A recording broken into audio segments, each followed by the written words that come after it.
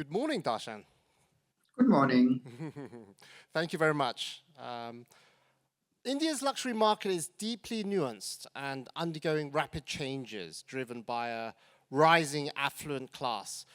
What are some common misconceptions about the Indian luxury market that you would like to address? First of all, thank you and apologies that I would have loved to do this in person and missed an opportunity, but still pleasure to be here and good morning to everyone who's attending this summit. Uh, Interesting question to kick off. One of the first things that, in a sense, has historically plagued the perception of the Indian luxury market is the concept that there are very high tariffs. Let me straight dive into that subject.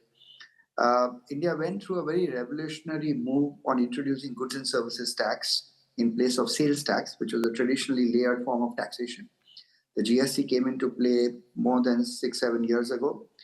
Uh, and there was also at the same time a rationalization of import duties into the country. Combination of these two, India is, if you do a quick back of the envelope math, is actually a lower tariff market than possibly all of the individual European markets. And as a result, and also the paperwork associated with these processes has got not just simplified, but all digitized. So in summary, I think it's time, and most of the brands take notice, but many brands from the outside still have this what we call hangover perception that India is a very high tariff market. The other nuance of this market is that unlike many other markets which are driven by international tourism, India is, from a luxury consumption standpoint, India is largely driven by uh, the domestic dynamo of growth, which is both an asset and to some extent a short-term challenge. A short-term challenge because you could miss out on potentially some of the purchasing patterns and the purchasing power that international visitors could happen. I just heard your colleague talk about Hong Kong as a powerful center. The good news is that because it is largely driven by the domestic market, that's a captive audience that can only grow from there, and everyone's well aware not just of India's demographic dividend, but India being the world's largest English-speaking country. It's actually English is more a native language than traditional Hindi. In fact, it is more often than not the government language in which the government transacts in. So given a combination of one of the world's youngest populations, a captive domestic audience, the world's largest English-speaking population, creates, so to say, a nice captive market there. The third nuance, and I'll just stop at the three that come top of line, is it's an extremely like some of the other Asian markets, but I think more so in the case of India, it's extremely service oriented, very service demanding, and this should be good news to all forms of purveyors of luxury because what I call the theater of luxury is something that's a very big glue and stickiness when you are selling luxury goods and services in the country. Traditionally, India has been used to extremely high and warm levels of service, much of which we see, at least in the post-COVID world, less and less in the Western world. And given the fact that you have a large pool of very young, hungry, ambitious people ready to be trained, naturally speaking, good English, in that sense makes that delivery of that human theater, so to say, relatively easy. But keep in mind that there is a big nuance in play around demands for very high pre-sales, sales, and post-sales luxury experiences in terms of the human element of it. So these are three, top of line points. And on that note, how has the perception of luxury in India evolved over the past few years? Very well. I mean, I'll rattle off a few data points. social media wise, that's generally what creates one of the biggest drivers of luxury, which is awareness. We have 840 million internet users. Keep in mind, 90% of them consume the internet on the cell phone. So we are a mobile first market. We have virtually skipped the whole generation, skipped the middleware, which is the laptops and all the other, so to say, table devices, jumping onto the handheld devices. We are the world's cheapest data market, cheaper by more than 40% than the next cheapest market, which means that when people are consuming video data and video content, they are not necessarily mindful of the cost of data consumption because it's enormously cheap. India consumes 10 billion GB of data on mobile phones per month. It's again very, very unparalleled, again driven by the dynamo of cheap data and access. Now, these two things alone, okay, have driven a high level of awareness. We are the world's largest users of WhatsApp. We are the world's largest user of Instagram. We are the world's largest users of Facebook. And Insta Reels, because TikTok is not present in the country. So these three largely drive the awareness levels in the market. As also Indian people, we are amongst the top 1 or 2 foreign student bodies in collectively all the US undergrad and postgrad colleges put together. 94% of the students come back to India post, okay, on an average 1.8 years of working. That's a stat, which means that they, on an average, study and work in US between 6 and 7 years, and then they come back rich with their exposure and access and awareness of, amongst other things, luxury goods and services back into India. So I can give a lot of data points like this to give a sense of what's happening in the market. But generally, Takman, the 4 common A's of luxury, which is affordability on one side, but on the other side, you have what we call aesthetic refinement, which only happens through more and more exposure, more and more, including meetings such as this, conversations around luxury, fashion weeks, media noises, summits, so on and so forth, etc. Access to social media, foreign travel, all of that I spoke about, combined with awareness, and I spoke that more and more they are able to consume and get a sense of brands and their pedigrees and their heritages and their craftsmanship, and finally access, because with increasing number of luxury brands creating their presence in India, building their flagship boutiques and all of that. So these 4 A's drive the dynamo of luxury consumption in country.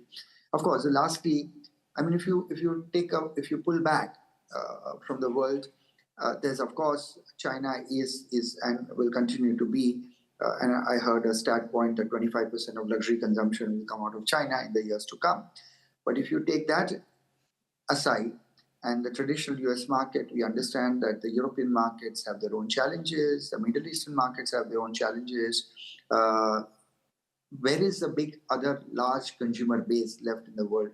And people look towards India and with all the advantages. And of course, driven by a strong political and a consistent economic direction, following through a strong political leadership and continuum of that, in a sense, creates a very favorable recipe for luxury brands to take long-term positions in this country. So, Darshan, I suppose as consumers continually evolve, certainly from India's perspective, what are the consumer dynamics that luxury brands, legacy brands, should really take note of as the consumer evolves in India? Yeah, good question. One of the first things, because most of the luxury leadership comes from Western world, and some of the mindsets that are driven there. And one of the first things I tell them is, keep in mind that this is not a demand-starved market. In fact, more often than not, the market is what I call pregnant with demand. It's a supply-starved market. So if you create what I call good supply, okay, demand exists.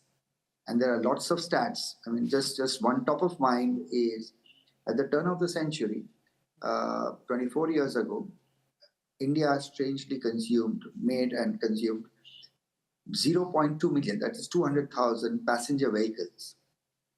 20 years later, 2020, we crossed 4 million. So the market grew 20x in 20 years. Certainly didn't happen because demand grew. There was a latent, untapped demand, but the supply enormously grew.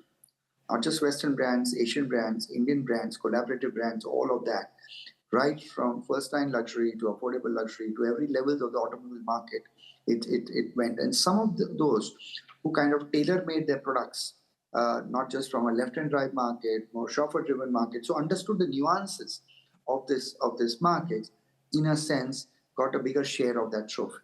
But there are lots of other stats in terms of luxury travel and tourism, automobiles as a market, handhelds, wearables, gadgets, and of course, luxury, fashion as an industry, for which I come from, beauty as an industry. So there is a supply constraint, and if you create supply at right value, rather than worry about where will demand come from, that's one thing to uniquely keep in mind when coming to India. Secondly, it's a dual generation market because some of the more mature customers, when they were growing up, did not have access, nor do they have potentially affordability in this market, and they are now big consumers of luxury. But their sons and daughters, or the next generation, who have more international exposure and who have been wired very differently and is more what we call a digital generation, are equally a potential market. So you don't think you look at this market not so much from a demographic point of view, but think psychographically. Think about emotional mind states rather than think of traditionally age, education, income groups, and so on and so forth, etc., etc. So think of it as a very often simply put dual generational market. And the third is there is, of course, a traditional geographical hotbeds, a top 5 metropolitan cities, starting with Delhi, Mumbai, Kolkata, Bangalore, Chennai. But there is a big growth of typically, like happened in China, and that's where the China playbook is good to dive into for some early lessons. But there is typically what we call the tier 1 and the tier 2 towns, because with the world flattening thanks to social media, their exposure and their awareness possibly is equal, sometimes even more, because in the smaller cities and towns, the second important currency for luxury, one is money, but second is time. That currency of time is so to say more easily available because of lower commutes, all of that, etc. So the second markets, as I say, are catching up. India has currently 97 domestic airports. There are 81 airports under construction. So the connectivity, and this is just again one stat, we have 37 international airports, 38 actually, where there's a flight from international city, that in less than 2 years' time will cross 50. So after China, we are one of the fastest growing domestic aviation industry markets. In fact, 2 of the largest orders ever placed for aircrafts with both Airbus and Boeing have come from Indian companies just in 2024. So again, there are lots of anecdotal and data points to show that there is a move happening and a new dynamo happening, not just with the top 5 cities, but the other cities catching up. So keep that in mind. So think of it as a multi-tiered market, a dual generation market, and a more supply-starved market rather than a demand-starved market. There are certainly a lot of similarities between China and India. And on the subject of evolving dynamics of the consumer, as you know, digital transformation is the key word in every boardroom. And in what ways has digital transformation influenced the evolution of Indian consumers? Because, we have, I think, the world's cheapest data, and as a result, the consumption of data has actually changed the entire societal fabric, politically, economically, and commerce-wise. Okay, we are a mobile first market. We are a video first market. Imagine 840 million consumers consuming an average of just slightly under 1 hour. Last stat I heard was 57 minutes of video consumption, okay, per day. Now, if you start thinking of that stat, and then as you go in that tier to the top 100 million consumers, right? So I think everything in India, when you start thinking about creating not just the communication, the marketing virtuous cycle, you start thinking of the mobile phones.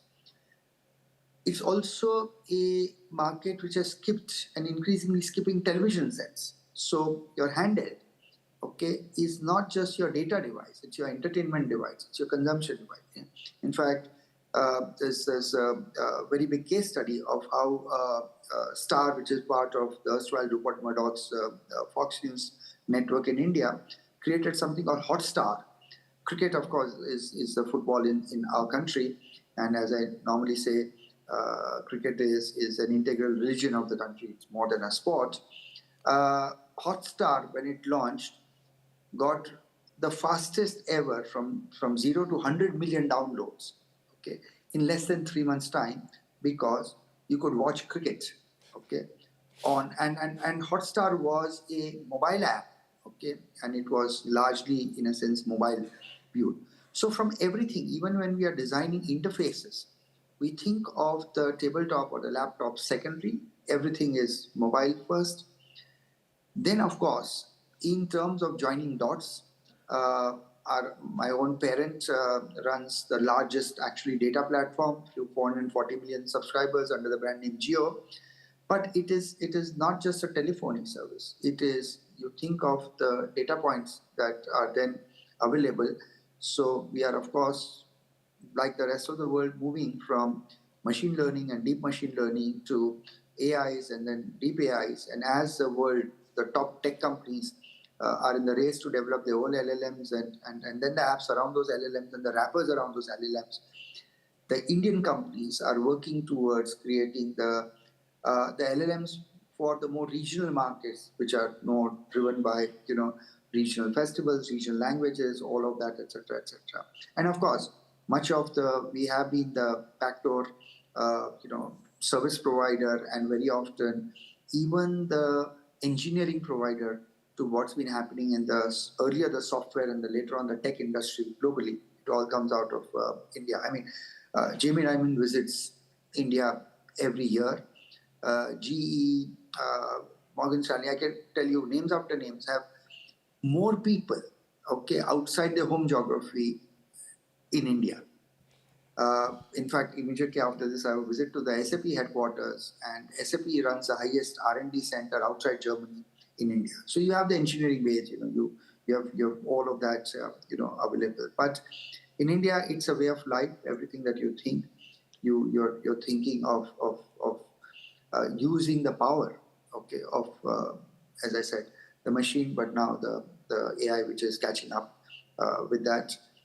In terms of working out your go-to-market strategies, creating customer affinity strategies, customer access strategies, retention strategies, and of course the wow strategies to pay back your customers. Before we say goodbye, Darshan, and in conclusion, the main takeaway, what is luxury to you? How do you define luxury? Well, it's a fairly personal question, but as we all go on with our lives, okay, the definition of luxury, evolves in a slightly more philosophical way. It's about creating quality time. In fact, there's a generation, possibly like me, who has grown up, okay, and seen the evolution of digital economy in a digital world. Increasingly, we are looking to switch off from what we call the attention economy into more quieter places. So quality time, and of course, most people don't realize, but one of the best luxury products that India has given to the world is yoga. Okay, yoga came out of, and of course, any part of the world, okay, more and more people think yoga is something that happened locally. Well, it ain't. And the meditative practices and everything around yoga, okay. And the world is equally using that to find balance that. So for me, luxury is good quality time. I couldn't agree more, Darshan. And I really would like to take this opportunity to thank you so much for your time. You've given us certainly a lot of luxury and thought-leading ideas and inspiration. Thank you very much, Darshan. I look forward and thank you for inviting me, and my best wishes to your audience and the rest of the participants for a lovely day. Thank you very much. Bye-bye.